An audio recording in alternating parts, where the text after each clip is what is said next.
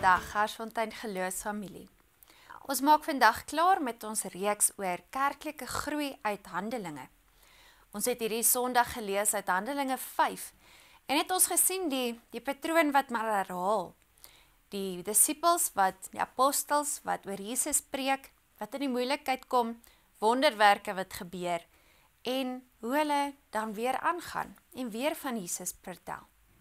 Ons het gepraat oor vervolging in die kerk.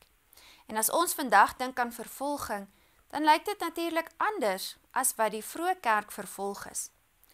Nie een van ons hoef op 'n Sondag te vrees vir ons lewe as ons kerk toe kom nie. Maar tog het ons ander uitdagings. Tog beleef ons ook miskien meer sosiale vervolging of ekonomiese vervolging, omdat ons in Christus glo.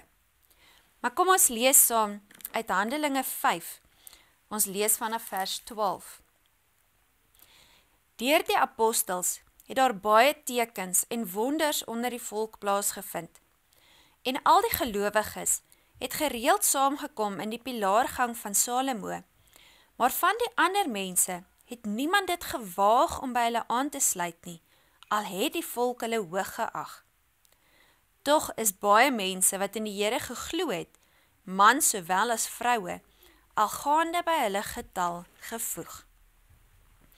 'n Mens wonder wat het hulle gekeer, hoekom wou hulle oorspronklik nie gelowig geword het nie. Was dit omdat hulle gesien het dat hierdie groep apostels kry moeilikheid oor dit wat hulle glo, omdat hulle kort in die tronk was, omdat hulle selfs geslaan is. Maar wat ook al die oorspronklike rede was, waarom mense huiwerig was, die Gees kom en hy oortuig mense.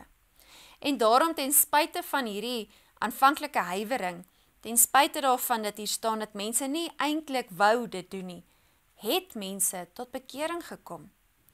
Soos wat ons later in hierdie hoofstuk lees, as iets van God afkom, dan kan dit nie gekeer word nie.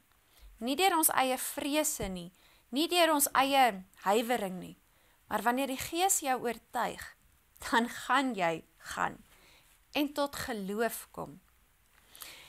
Ons lees verder in hierdie stuk, dat Petrus hulle weer in die tronk gesit word. Ons lees van sy hele toespraak, waarin hy weer terugkom met ons fokus is op Jesus Christus. Nie op die swaar kry en die seer kry en selfs net om geregtigheid te kry nie. Ons fokus is Jesus. En dan teen die einde, vers 41, sê die apostels het van die raad af weggegaan, bly dat hulle bevoorreg was om ter wille van die naam van Jesus vernedering te ly. En hulle het nie opgehou om die mense elke dag in die tempel en in hulle huise te leer en die evangelie te verkondig dat Jesus die Christus is nie.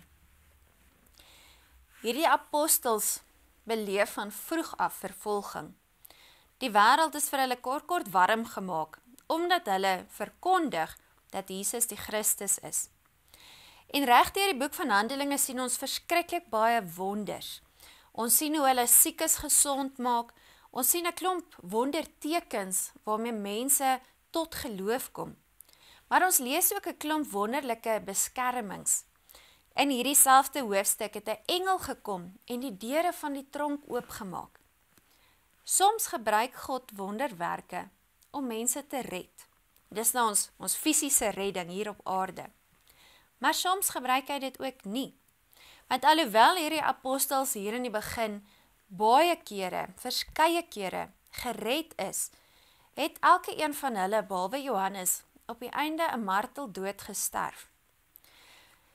Nou dis maklik om te dink, as ons vir Jesus ly, dan moet hy ons tog red, soos wat hy hier ook die apostels uit die tronk uit gered het.